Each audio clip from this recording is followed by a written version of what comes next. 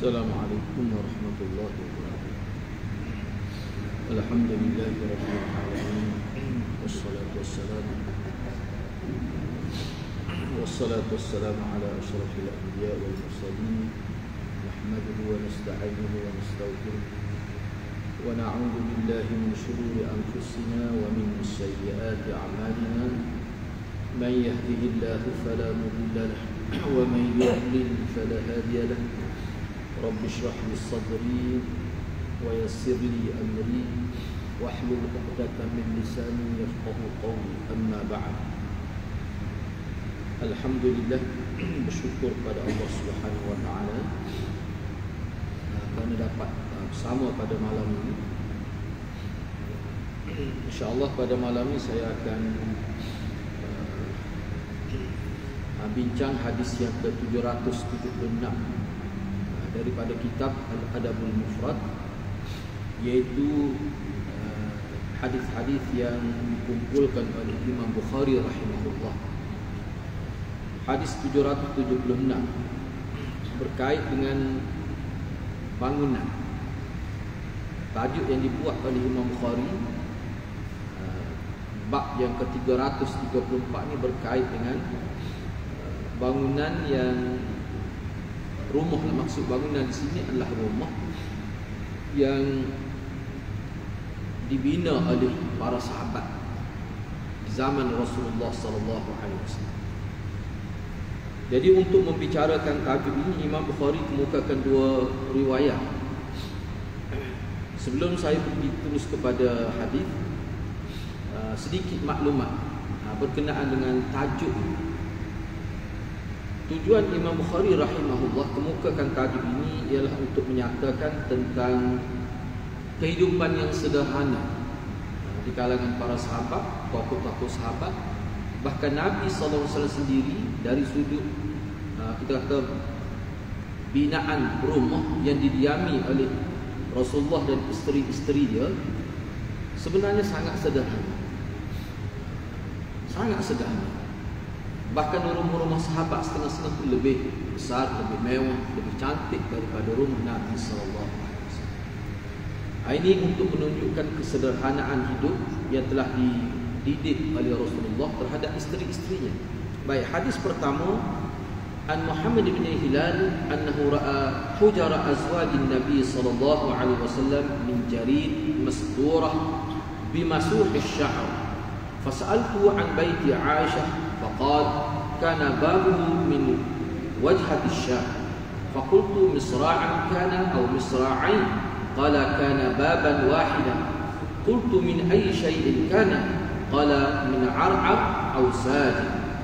Diriwayatkan daripada Muhammad bin Hilal bahawa beliau pernah melihat bilik-bilik para isteri Nabi sallallahu alaihi wasallam, yang mana ia hanya diperbuat daripada pelepah daun kurma yang ditutupi dengan kulit yang disamak. Mana gabungan di antara pelepah tamar yang dibuang daun dan ditutupi dengan kulit yang telah disamak. Itu rumah bilik-bilik isteri Nabi sallallahu alaihi wasallam. Lalu kata Muhammad, aku bertanya kepadanya. Ini Muhammad bin Abi Fudail ni, dia tanya Muhammad bin Hilal, rumah Aisyah macam mana? Sebab ma'ruf di kalangan sahabat, Aisyah ni isteri Nabi yang Nabi paling sayang, kerana sebab-sebab yang sebelum ni telah saya sebut beberapa kali. Kalau Aisyah ni ada, kalau dia cantik, ada lagi isteri Nabi yang lebih cantik daripada Aisyah. Misalnya Safiyah, itu disebut dia lebih cantik daripada Aisyah. Sebab itulah para ulama menyebutkan Aisyah ni dicintai oleh Rasulullah lebih daripada isteri yang lain. Nampaklah dia punya kelebihan itu. Bahkan isteri Nabi yang lain pun merasai secara tidak langsung, walaupun Rasulullah bukan niat, tapi berlaku secara fitrah, secara tidak disedari. Itu mengikut ulama.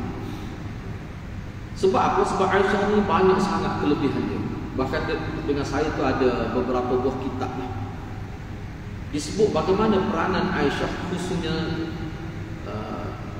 zaman Rasulullah dan juga zaman selepas wafat Rasulullah, Aisyah ini menjadi tempat rujuk utama dalam bab fiqh keluarga, fiqh yang berkait dengan wanita.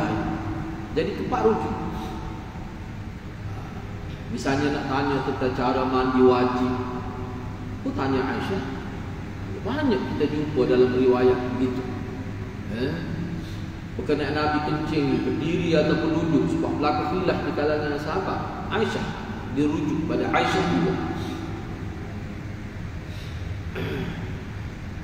Baik, bila ditanya Muhammad bin Hilal tentang rumah Aisyah, dia kata pintu rumah Aisyah ni menghadap ke arah Syam.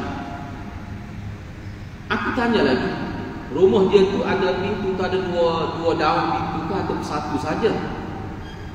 Maka Muhammad bin Hilal kata satu saja, tidak dua.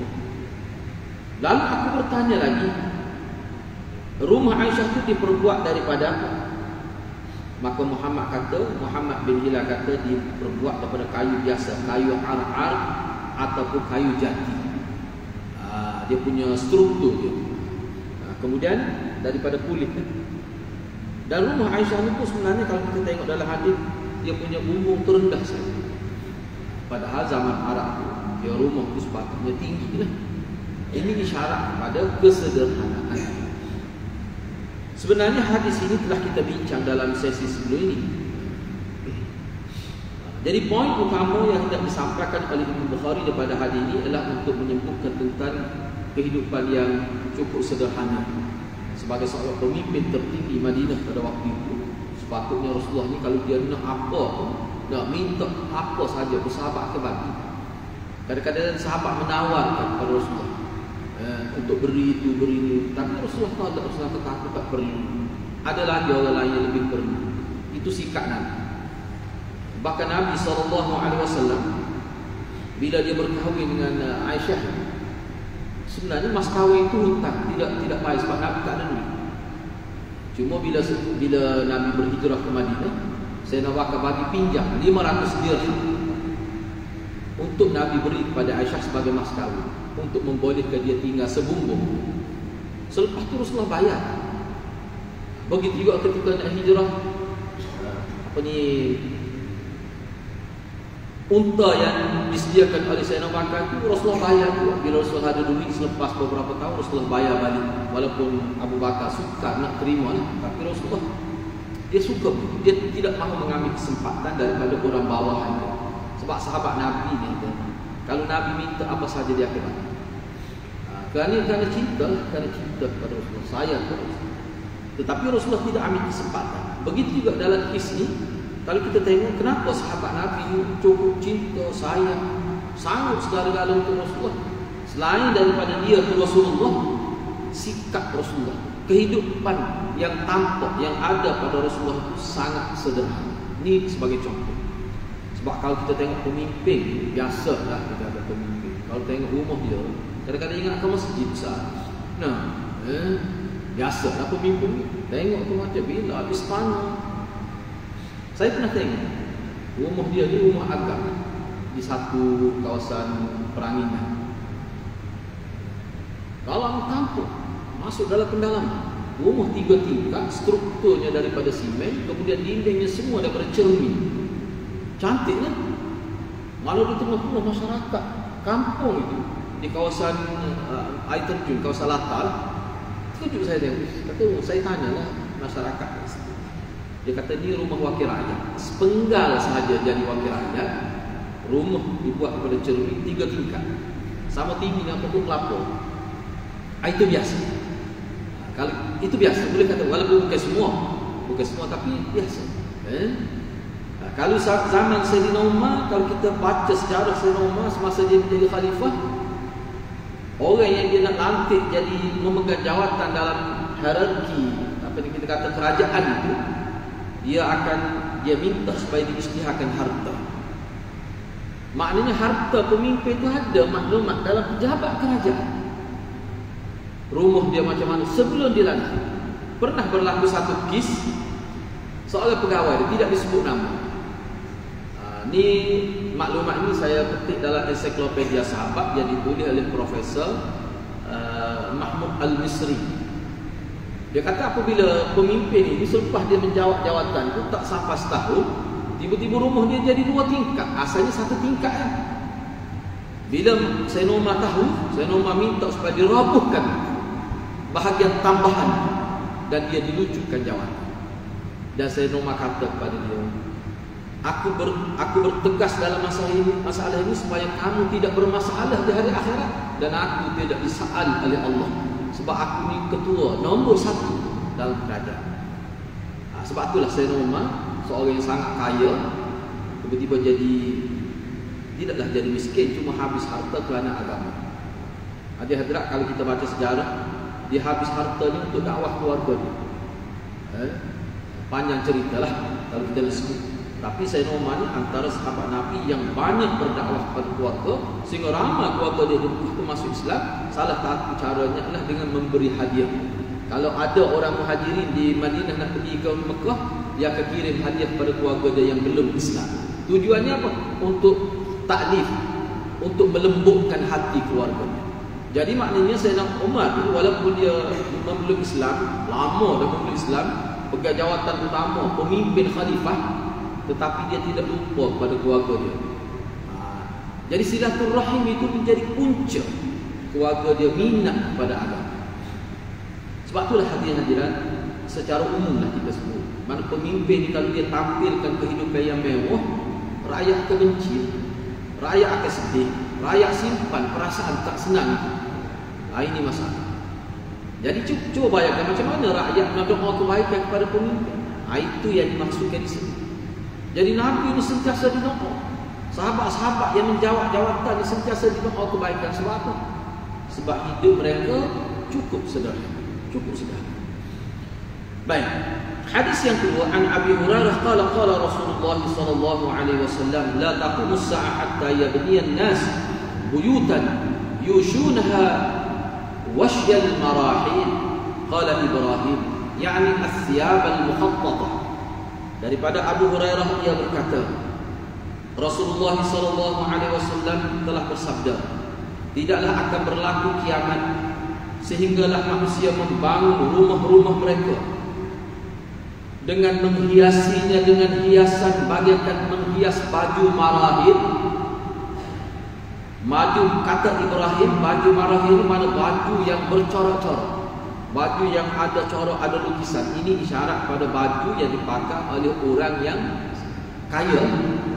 Kalau kita ni baju ni tak ada corak, satu warna saja. Tak, dia baju marahil ni, dia baju yang ada gambar, lepas tu ada corak-corak. Biasa baju ni Rasulullah tak pakai, sahabat pun tak pakai. Biasanya orang kaya yang mungkin baru-baru memeluk Islam, orang kafir, dia pakai baju. Sebab Nabi tak suka baju yang banyak warna, banyak corak. Nabi tak suka. Apatah lagi kalau ada lukisan-lukisan dan sebagainya, dia boleh menyebabkan bila solat itu orang tengok itu jadi tidak. Itu disebut dalam hadis. Nabi sebut salah satu alamat kiamat, manusia berlumba-lumba menghiasi rumah mereka. Seolah-olah rumah tu pelbagai warna, macam-macam bentuk, pelik-pelik dengan ada lukisan. Kadang kita masuk dalam rumah tu seperti masuk dalam hutan tropika. Itu tanda. Para ulama mengatakan kalau kita ada duit buat begitu, tidaklah dikatakan haram, tetapi sifat itu sudah dikira lalai. Maknanya menghabiskan duit dalam perkara tidak perlu, itu mungkin akan ditanya juga oleh Allah. Sebab itulah pensyarah utama kitab Bukhari, Fatwa Hafiz Ibn Hajar, dia buat kenyataan. Dia kata sesiapa yang menghabiskan harta dia dalam perkara ibahiyah, perkara yang bersifat aksesori, hak duit tu habis kerana perkara-perkara yang tidak penting, langsir, hias rumah, pasu rumah, perkara-perkara yang kira-kira tidak asas, dia habis dari sini. Boleh kita, tapi janganlah berbelanja besar di situ. Sehingga setiap kali tukar langsir itu habis berpuluh-puluh ribu, itu biasa sebenarnya. Kalau begitu, kata Hafiz Ibn Hajar semasa dia syarah hadis Muslim, dia kata lama kelamaan syarah Bukhari, Hafiz Ibn syarah Bukhari, dia kata lama kelamaan kalau seseorang itu tenggelam dalam hidup menghabiskan duit dalam perkara yang tidak penting, yang bersifat aksesori itu ibahiyah itu, dia boleh hilang sifat sedekah, boleh hilang sifat minat untuk bersedekah. Kalau sifat itu hilang, maka kemungkinan sifat itu tidak akan datang lagi kepada dia. Mana isyarat pada kesan seseorang yang bermewah-mewah dengan harta dia sendiri. Bukan harta orang lain, harta dia sendiri. Tapi oleh kerana penggunaan dia itu tidak tepat mengikut kehendak agama, menyebabkan hilang sifat baik, iaitu sedekah. Baik. Jadi dalam hadis yang kedua ini juga sebenarnya Imam Bukhari rahimahullah ingin menampilkan atau mendedahkan kepada kita bagaimana perubahan yang berlaku kepada manusia di akhir zaman. Mereka tidak lagi menilai sesuatu dengan nilai yang betul. Bahkan mereka habiskan duit dan harta mereka pada sesuatu yang tidak mendatangkan hasil lumayan di hari akhirat. Itu maksud. Sepatutnya, sebabnya begini kita kena ingat, dia syarah hadis panjang hampir 7 muka surat ulama syarah 2 hadis. Cuma saya nak sebut secara ringkas. Kita kena ingat, duit kita, harta kita yang halal, bila kita nak belanja, dia ada disiplin dia. Kalau kita belanja tidak kena, Allah akan saat. Walaupun harta kita, harta halal. Salah satu kaedah umum yang Nabi sebut dalam hadis, Nabi kata orang yang bijaksana, orang yang bijaksana, Nabi kata adalah orang yang bila dia buat sesuatu dia fikir berguna atau tidak untuk kehidupan akhirat. Itu cara fikrah orang Islam yang sentiasa mendapat bimbingan. Al-Qayyis man dana nafsah wa amila lima ba'dal maut. Orang yang bijaksana ialah orang yang boleh kawal nafsu dia. Sebab nafsu kita ni dia tidak terbatas. Nafsu manusia ni dia tidak terbatas. Nabi kata dalam hadis lain, nafsu manusia tidak terbatas. Nabi cuba gambarkan kalau dapat harta 1 lembah, dia nak 2 lembah.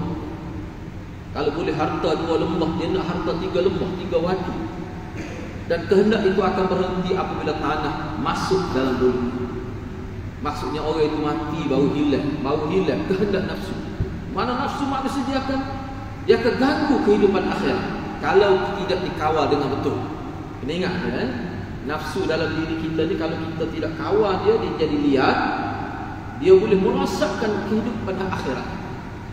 Dan nafsu ini merupakan satu platform utama syaitan untuk mengganggu kehidupan akhirat kita. Jangan kita ingat kehidupan dunia ni hanya dunia saja. Ad-dunya mazra'atul akhirah. Dunia ni tempat bercucuk tanam, hasil dia kita dapat di hari akhirat. Apa yang kita tanam, itulah yang kita dapat. Kalau yang kita tanam itu yang tidak baik, maka yang tidak baiklah yang kita akan petik di hari akhirat. Na'udzubillah min dzalik. Jadi hadis-hadis umpama ini sebenarnya hadis-hadis tazkiyatun nafs. Hadis yang dikemukakan, yang disebut oleh Nabi untuk membersihkan jiwa kita daripada hubbud dunia. Kita boleh ambil dunia, tapi dia sebagai jambatan akhirat. Janganlah kita ambil dunia sehingga jadi cinta kepada dunia. Imam Ghazali letak satu lagi, hubbud dunia wa karahiyatul maut. Cinta dunia dan takut kepada mati, benci kepada mati. Jadi kena berhati-hati. Sebab itulah Imam Sayyidina Abu Bakar sendiri, Imam Syafi'i, dia kata kalau seorang itu mana kena fikir, mana kita ni kena fikir harta kita ni sebaik-baiknya. Sebab kita tak tahu kita mati bila. Sebab mati ni rahsia. Malaikat pun tak tahu bila manusia tak akan mati. Sebenarnya hakikatnya itu rahsia Allah. Nabi pun tak tahu. Sebab itulah Imam Syafi'i, Sayyidina Abu Bakar pun dia kata dia suka bagi dia ini cara terbaik. Mana kita di masa-masa kita, khususnya kalau kita ada harta, harta kita keseluruhan itu dalam nilai itu kita wasiat 1/5. Kalau kita mati 1/5 itu mesti diberikan kepada orang-orang miskin, asnaf lah kita kata. Mana bila kita meninggal dunia, sebelum dibahagikan sebagai pesaka, dia ambil dulu 1/5 itu diberikan kepada mana-mana tempat sebagai sedekah, wakaf dan sebagainya. Itu cara yang terbaik. Dan wasiat itu wajib ditunaikan. Itu saya nak cakap suka. Baik, tak apalah. Seterusnya, bab yang kedua. Bab yang kedua. Ucapan seseorang tidak demi ayah. Maknanya bersumpah dengan nama ayah. Sepatutnya kita bersumpah dengan wallahi wa billahi wa ta'ala, sumpah dengan nama Allah. Demi Tuhan Kaabah, tak apa. Demi Tuhan langit, demi mana Allah lagi? Ataupun demi Allah. Hukum umumnya bersumpah dengan nama selain Allah ini haram dan ia diletak di bawah senara antara perbuatan syirik kepada Allah. Jadi kena berhati-hati. Tetapi dalam hadis ini disebut Nabi bersumpah dengan nama ayah seseorang. Pelik juga kan? Padahal dalam hadis lain banyak dalam hadis lain kita sebut Nabi tak pernah. Sebab zaman jahiliah, kehidupan orang Arab biasa zaman jahiliah sebelum Islam bertapak, sebelum Nabi dilantik jadi Nabi, ketika Nabi umur 40 tahun tu, kehidupan bersumpah ini sudah menjadi kehidupan. Demi ayah kau, demi ibuku. Bila Nabi SAW dilantik menjadi Nabi, Nabi ubah, Nabi proses mula kehidupan itu. Kalau nak bersumpah, mesti dengan nama Allah. Kalau tidak, dia boleh membawa kepada syirik. Baik, tetapi hadis ini pelik. Tak apalah, hukum mana pun ada pandangan ulama. Baik, di bawah tajuk bersumpah dengan nama ayah, Imam Bukhari mengemukakan satu riwayat. Baik. An Abi Hurairah, ja'a rajulun ila Rasulillah sallallahu alaihi wasallam faqala, ya Rasulullah, ayyu sadaqah afdalu ajra? Qala ama wa abayka latunabbi'anna an tasaddaqa wa anta sahihun syahihun takhsha al-faqr wa ta'mulu al-ghina wa la tumhil hatta idza balagta al-halqum qulta li fulan kadza wa li fulan kadza wa qad kana li fulan. Diriwayatkan daripada Abi Hurairah radhiyallahu anhu, ia berkata, ada seseorang mendatangi Rasulullah sallallahu alaihi wasallam. Ada seseorang mendatangi Rasulullah sallallahu alaihi wasallam, lalu beliau bertanya, wahai Rasulullah, sedekah apakah yang pahalanya paling besar? Mana bila saya sedekah, pahala dia lebih besar daripada yang lain. Sedekah jenis apa ini? Baik.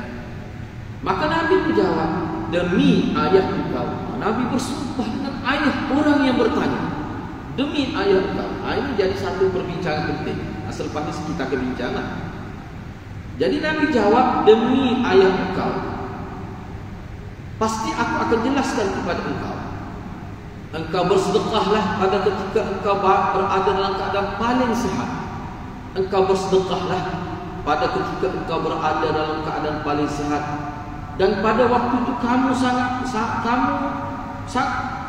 gila pada harta. Dan kamu sentiasa bimbang jadi miskin. Bahkan pada waktu itu kamu sedang kuat berangan-angan untuk menjadi kaya. Pada waktu itulah kamu sedekah. Ketika kamu tubuh sehat, ketika kamu takut miskin, harta mana takut miskin? Mana dia sedang digoda oleh harta. Dan ketika kamu mengharapkan kekayaan itu akan berlimpah ruah dari masa tersebut, pada waktu itu kalau kamu sanggup bersedekah, itulah sedekah yang paling mahal harta. Sebab apa? Sebab sedekah itu dia bukan sekadar memberi harta, tapi dia ada sifat melawan nafsu. Dia ada makna melawan syaitan. Dia ada makna itu, makna serentak perkara itu berlaku. Yang ketiga, sedekah pada waktu ini dia ada satu pendidikan hati jiwa. Mana kita nak didik jiwa kita supaya kita tidak dicengkam, tidak diperangkap oleh syaitan. Sebab syaitan dia akan perangkap kita, dia guna nafsu kita. Ketika itu kita bersedekah. Sebab tu Nabi kata pada waktu ini sedekah itu paling mahal harga. Janganlah sebaliknya, waktu sedekah yang paling meleset pahala, yang paling sedikit, yang paling tidak lumayan adalah engkau bersedekah dengan menunda-nundakan sedekah. Tak apalah nanti kaya bersedekah. Ni tak kaya sangat, tak kaya. Ni baru 1 bilion saja ada ni. Tak kaya lagi. Kita akan sedekah bila kita ada pendapat sampai 6 bilion. Dah macam tu. Baru kita akan sedekah. Jangan gitu. Sebab apa sedekahnya? Kalau kita tengok dalam Quran dan hadis, Allah tidak tuntut sedekah ni banyak, dan sebahagian harta. Sebab itulah kalau kita tengok dalam riwayat-riwayat, Nabi kata tasaddaqu walau bisyikki tamrin. Sedekahlah walaupun sebelah tamak. Itu isyarat bahawa jangan tangguh sedekah, jangan tunggu kaya. Kalau kita ada sebiji tamar, bahkan separuh tamar pun sedekah. Sebab apa? Sebab dia bukan kira kuantiti, dia kira kualiti. Kualiti bersedekah ni Nabi nak sebutnya kualiti. Kalau nak tunggu kaya ni subjektif. Kaya ni sebanyak mana baru diiktiraf sebagai kaya. Takrif kaya ni apa? Mesti kalau kita dapat bersih 10,000 baru kaya? Tak mesti. Sebab kalau kita tengok orang penipu-penipu tu orang kaya-kaya tu. Kok penipu berat-berat tu dah. Jenayah kepala putih sebab SPRM pun pening nak trace. Itu bukan orang miskin tu. Dia bukan peraku, bukan curi susu di kedai runcit. Tidak tu. Dia curi sekali dengan kedai-kedai susu tu. Ni. Bukan mana sebab tu. Dia kalau nak kata kaya, sebanyak mana harta baru boleh dikata kaya. Itu kaya tidak jelas. Sebab tu dalam konteks agama kita, sedekah ni bila kamu ada harta, sebanyak mana? Tidak diambil kira. Sebab Allah nak sedikit sahaja daripada harta. Itu yang dimaksudkan. Jadi Nabi kata, waktu yang paling rendah mutu sedekah adalah sedekah yang kamu tunda-tunda. Bila dekat nak mati, bila sakit baru nak sedekah. Itu waktu yang paling tidak berkualiti. Bila sakit, saya nak bagi ni pada pusat tahfiz ni, nak bagi pada masjid ni, nak bagi pada orang ni. Bila mana? Bila sakit. Doktor kata pakciknya hanya boleh minum air 1 botol saja satu hari dan tidak boleh makan dan makan yang biasa, hanya kena makan roti sahaja. Pada waktu itu baru timbul sedekah. Nabi kata pada waktu itu waktu yang paling tidak berharga, paling rendah nilai.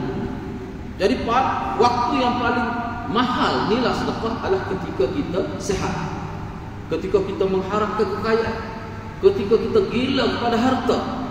Pada waktu itu, ketika angan-angan tinggi melangit itu, pada waktu itu. Kena fikirlah apa yang Nabi sebut. Saya sebut tadi 3. Kenapa ada kelebihan? Kerana dia ada nilai mujahadah. Mujahadahnya di sudut mana? Yang pertama sekali, lawan nafsu. Kita lawan nafsu. Yang ketiga, kita menikat saluran syaitan. Sebab ulama kata gila kepada dunia, sayang pada harta ini merupakan laluan untuk syaitan masuk dalam hati kita. Dan kalau kita tidak buang penyakit itu, syaitan akan masuk dan dia akan bertapak, beranak pinak dalam hati kita. Sebabnya ni ada tidak boleh baca, kena baca kita ni. Dia panggil Minhajul Qasidin yang ditulis oleh Syekh Ibn Rajab, Syekh Al-Maqdisi. Dia tulis apa nama Al-Maqdisi itulah hujung dia. Nama apa kita ingat. Kitab ni bagus. Saya baca kitab ni memang memberi kesan pada kita. Dia kata dia kemukakan riwayat, beberapa riwayat, dan kesimpulan daripada ulama dalam bab tazkiyatun nafs.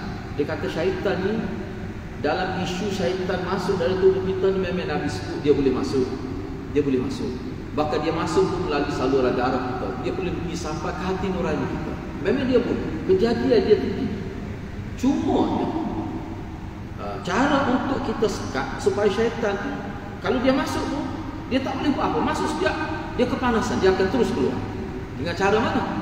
Dengan cara ni, salah satunya sedekah. Sebab sedekah merupakan satu amalan yang boleh menutup pintu untuk syaitan ganggu kita. Kalau dia masuk pun, bukan sekadar bertapak, masuk pun sekejap dah terus keluar. Kalau kita tidak jaga perkara ini, kita biarkan hidup kita lalai, tak ada zikir, tak ada doa, tak ada wirid, tak ada amalan-amalan tazkiyatun nafs, maka syaitan dia boleh beranak pinak, dia boleh buat penempatan dalam hati kita. Pada waktu itu hadirat kita ni sebenarnya hanya menjadi hamba pada syaitan. Dia akan kontrol. Itu bahaya. Akhir sekali yang paling dibimbangi kata Imam Ghazali rahimahullah, bila manusia hati dia sudah berjaya dikawal oleh syaitan, yang baik dia nampak buruk, yang buruk dia nampak baik. Itu bahaya. Kalau sampai ke tahap ini hadirin dan hadirat, mana lagi kita nak harapkan kebaikan daripada orang itu? Tak boleh nak harap kebaikan apa? Sebab sesuatu yang baik dia nampak tak baik, tidak timbul minat untuk melakukan kebaikan. Itu dahsyat. Kalau hati sudah sampai ke tahap itu, hadirin, Tak tahulah nak kata macam mana, baca hadis pun tak berkesan, baca Quran tak berkesan, bagi nasihat pun tak berkesan. Sebab apa? Sebab hati telah rosak. Hati telah rosak. Hati itu sudah dikawal oleh iblis dan syaitan. Na'udzubillah.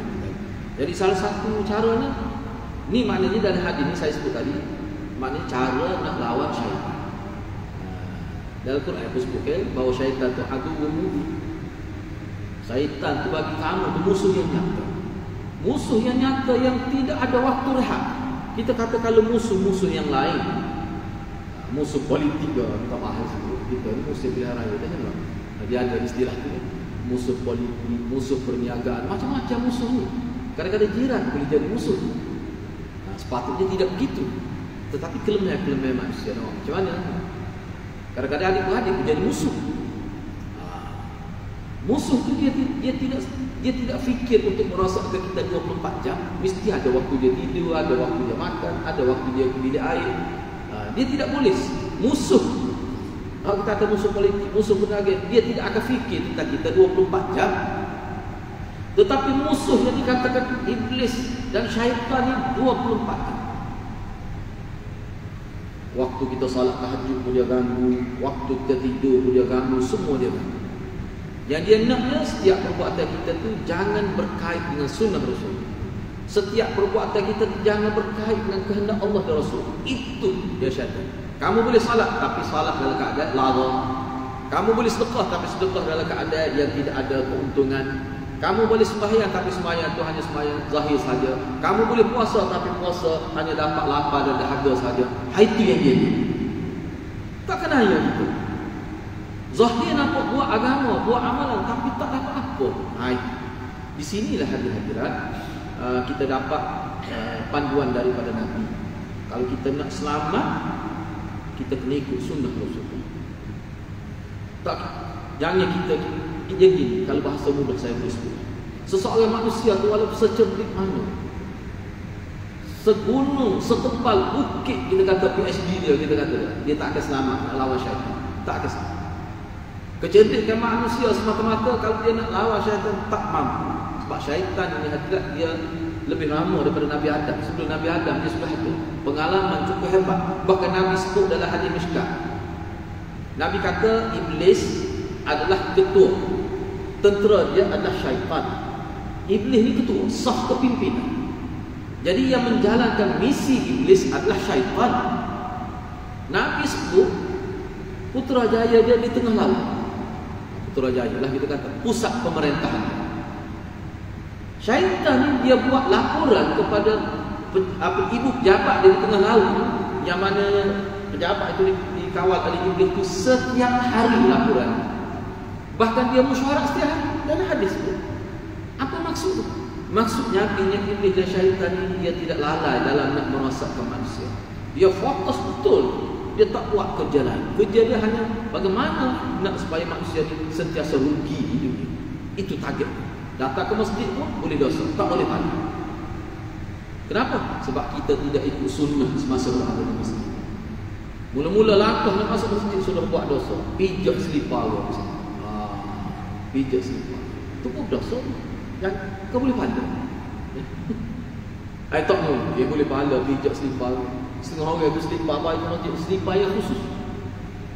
Pijak. Kotor. Kenapa nak letak selipar? Dia bisa hadapan. Pada sehadapan ni salat bukan selipar. Dah kalau nak letak sehadapan selipar, dah kawal dia pijak selipar. Saya sebut contoh sebab ni dalam hadis dia tidak sebut selipar. Saya nak sebut dua contoh dalam bab masjid. Kalau nak dia banyak, sebab masjid, pengurusan masjid zaman Nabi sendiri yang urus. Cukup banyak panduan untuk kita. Mana bagi saya boleh kata bagi sesiapa nak terlibat dalam pengurus masjid, wajib tahu sistem pengurusan masjid. Seperti mana orang nak terlibat dengan perniagaan, dia mesti tahu perniagaan mengikut Islam. Kalau tidak berdosa. Seperti mana orang nak kahwin, kan dia ada kursus kahwin. Kalau kita tidak nak kahwin, tak wajib kahwin. Tapi bila nak kahwin, kalau kahwin kedua, kahwin ketiga, tak apalah. Kahwin mula-mula tu, dia kena masuk kursus dia. Kena tahu asas-asas tu. Mana setiap bidang yang kita nak cebur, kita kena tahu. Mungkin asalnya hukum fardu kifayah, tapi bila kita nak terlibat secara langsung, dia jadi fardu ain. Dia jadi fardu ain. Itu hukum agama. Awak nak terlibat dalam perniagaan, awak kena tahu asas-asas perniagaan dalam Islam supaya awak tidak terjebak dalam perniagaan yang haram, dalam muamalah yang haram. Itu asas dalam agama kita. Begitu ya agama perniagaan. Saya sebut contoh dalam riwayat Bukhari. Dalam riwayat Bukhari, ketika Nabi sudah berkhutbah, tiba-tiba ada seorang sahabat tu pada zaman Nabi tu, dia tidak ada kapek seperti kita ni, dia hanya tanah pasir itu saja. Jadi ada seorang sahabat tu tidak disebut nama dalam hadis ni, sahabat tu nama apa? Dia sedang tangan dia sedang gali pasir. Secara dia tak segan. Gali pasir adalah terjumpa beberapa batu kerikil yang kecil, dia main-mainkan batu itu di jari dia. Dia buat begitu. Maka Nabi kata, man massal hasa faqad laha. Sesiapa yang bermain-main dengan batu-batu kerikil yang kecil dalam masjid, maka dia sudah dilarang. Maka Nabi suruh dia letak semula di atas, so sama kan. Maknanya kena fokus ke khutbah. Jangan buat sesuatu, misalnya contoh dah kita kata. Apa dia main ni? Kapek kita ni kan. Cantik dah. Beautiful. Dia korek guna pen saja, ataupun dia pelata paling putih apa? Macam dia cabut bulu. Sambil berbuat, dia buat gitu. Atau dia buang sisa gigi dia, ada makanan dekat lagi, dia buang atas kapet. Itu tak boleh dalam masjid. Sebab dalam hadis kalau ada kena masuk dalam poket kita, dia tidak najis, tapi kalau kita tengok menjejik. Begitu juga kalau dulu zaman Nabi, sebab zaman Nabi dulu, oleh kerana dia tidak kapet seperti ini, jadi ada sahabat tu ludah dalam masjid. Nabi kata kalau dia tidak buang ataupun dia timbus, berdosa. Jadi ada seorang sahabat. Jadi ada seorang sahabat.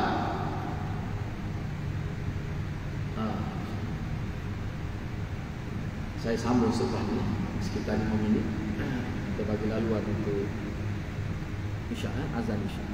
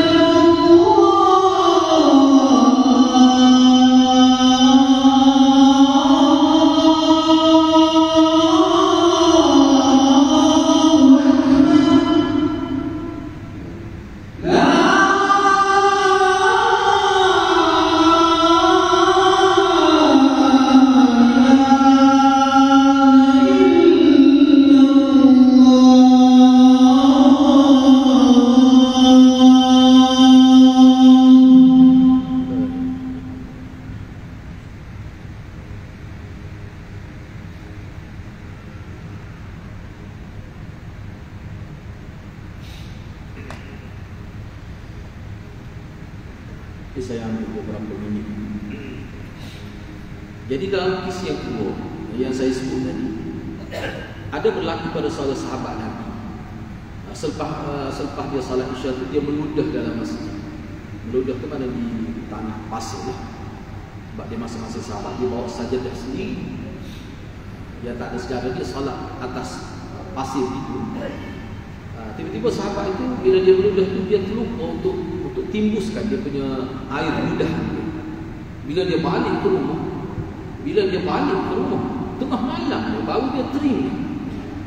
Dia kata dia ludah tadi, dia tidak bersihkan ataupun dia timbuskan. Sebab dalam riwayat Nabi kata siapa yang meludah, walaupun Nabi sebut Nabi tak pernah meludah dalam masjid, cuma cukup berlaku kis.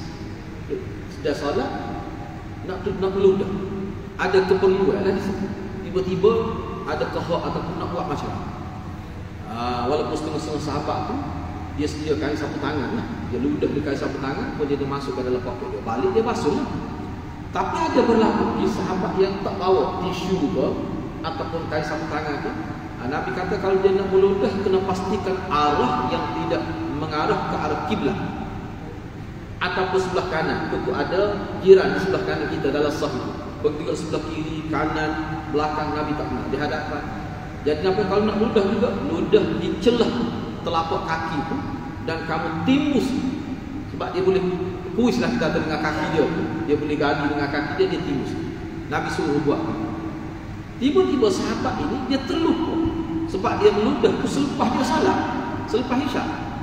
Tengah malam dia datang semula ke masjid, bawa dia punya apa kita panggil, kalau kita bawa lampu suluh lah, dia cari tempat dia meludah. Dia cari habis kawasan masjid lama. Akhir sekali dia jumpa. Dia yakin inilah kesan tempat dia pun gali, kemudian dia timbuskan. Kemudian dia kata alhamdulillah, dia kalau terlepas dia daripada dosa pada malam. Sebab ulama sepakat kata orang yang mencemarkan masjid berdosa. Hatta bilik air. Orang kita ni dia tidak terbidik dengan baik. Dia ingat bilik air ni bila dia tidak cuci bilik air daripada dia ingat tidak berdosa. Berdosa. Tama-tama bilik air masjid. Dia guna dengan cara tidak berhemat itu. Dia mengotorkan masjid, membasuh air masjid ketika ambil wuduk, itu berdosa. Bahkan Ibnu Mas'ud kata termasuk dalam termasuk dalam isbagh wudu, termasuk dalam menyempurnakan wudu adalah tidak membazir air.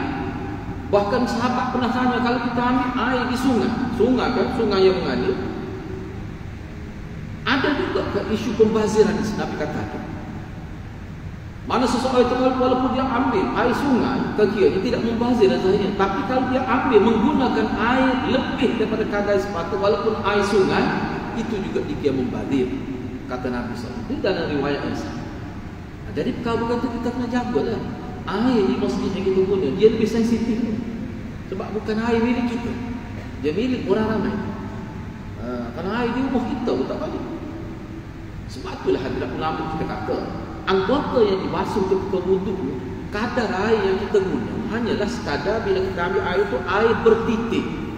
Sudah cukup dah. Sebab bila kita ambil anggota wuduk yang kita basuh, kita perlu gosok. Dengan gosok itulah dia rata. Sebab tu air itu dia tidak terlalu banyak. Kalau kita guna air itu terlalu banyak, dia boleh menyebabkan tak dapat pahala wuduk. Kita kena ingat itu. Itu dalam mazhab Syafi'i sangat diberi penekanan. Kalau dalam mazhab Syafi'i, isu air ni buka pahit tu volume yang paling besar. Kalau katakan nak mandi kubah, sebab nak mandi kubah tu dia buka pahit. Kalau dia kubah kerbau, buka tu tak sepatutnya. Itulah sebenarnya penyebab-penyebab yang kita kerugian dalam ibadah. Dan syaitan sangat, itulah target. Dia sangat suka kalau kita buat. Yang terakhirnya, poin terakhir yang saya nak sebut dalam hadis ini ialah bagaimana sikap Nabi yang bersumpah dengan sebut demi ayat Allah. Sedangkan dalam hadis lain Nabi kata itu haram, itu boleh membawa pada syirik. Ulama memberikan beberapa jawapan, cuma saya tersebut dua sahaja. Sebahagian ulama mengatakan apa yang Nabi sebut dalam hadis ini bersumpah dengan nama manusia, Tidak dengan nama Allah, ini pada mereka Allah. Pada mereka Allah. Sebelum turun wahyu yang melarang, seperti mana Arab pada tahun ke-6 diharamkan. Pada tahun ke-5 aurat itu pada tahun ke-6 di zaman Madinah, mana lewat pengharaman aurat lewat berlaku pada tahun ke-5. Ini juga berlaku lewat. Ada ulama kata begitu. Yang kedua, ada juga setengah ulama mengatakan sumpah ini berlaku dalam percakapan biasa orang. Maknanya ini termasuk dalam Nabi sebut ni dalam keadaan tersalah. Ada ulama kata begitu. Sebab ini menjadi percakapan biasa, terbawa-bawa dengan kehidupan zaman jahiliyah. Jadi Nabi ketika ada orang tanya, dia secara spontan tersilap sebut. Ada yang kata begitu. Tapi setengah ulama dia tidak senang dengan jawapan yang kedua. Dia kata tak pernah sahabat tersalah. Kalau Nabi tersalah, dia akan perbetulkan balik. Sebab kesalahan ini melibatkan syirik ni. Setengah ulama dia tidak selesa dengan jawapan. Tetapi kalau kita terima yang ini, dia tidak bercanggah dengan ayat Al-Quran. Sebab ini kalau kita belajar tentang fiqh, dia ada hilf lam, sumpah yang lalu, sumpah yang berlaku dalam keadaan tersalah. Misalnya dalam Quran, la yu'akhidhukumullah, apa ni? Bagaimana ayat ini? La yu'akhidhukumullahu bil-lagwi fi aymanikum. Allah tidak akan kira salah orang yang tersalah dalam bersumpah, kerana tersalah, tidak maksud. Ini antara yang Nabi tidak maksudkan. Ialah walaupun setengah ulama kata tak sesuai jawapan, tapi hukum mana itulah. Sebab tu ulama kata yang ini sebelum turun wahyu yang mengharamkan bersumpah selain nama Allah. Tak boleh, sebab kalau kita jumpa pun satu hadis ini saja ataupun dua hadis dalam setengah riwayat yang Nabi bersumpah guna nama ayat. Kemudian banyak dalam hadis selepas tu Nabi tak benar, sebab itu ada amalan jahiliyah. Begitulah hadirat. Untuk tajuk dalam sesi akan datang kita akan bincang. Jika kita berhenti setakat itu, cuma saya nak sebut tajuk akan datang, kita akan bincang tajuk. Jika meminta sesuatu, maka mintalah dengan kadar yang sepatut dan jangan terlalu memuji. Ini orang mula ni panggil macam tidak ikhlas, lobby lah kita kata. Kerana nak dapat sesuatu tu dia puji lebih-lebih. Puji tu puji yang tidak ikhlas. Ini kita akan bincang. Kita akan bincang dalam sesi akan datang. Jadi di sini Imam Bukhari kemukakan dua hadis. InsyaAllah kita akan bincang dalam sesi akan datang. Saya setakat itulah dulu. Mudah-mudahan Allah berkati kita semua. Aku qauli hadza wa astaghfirullahal azim li wa lakum. Wassalamualaikum warahmatullahi wabarakatuh. Allahu Akbar. Allahu Akbar.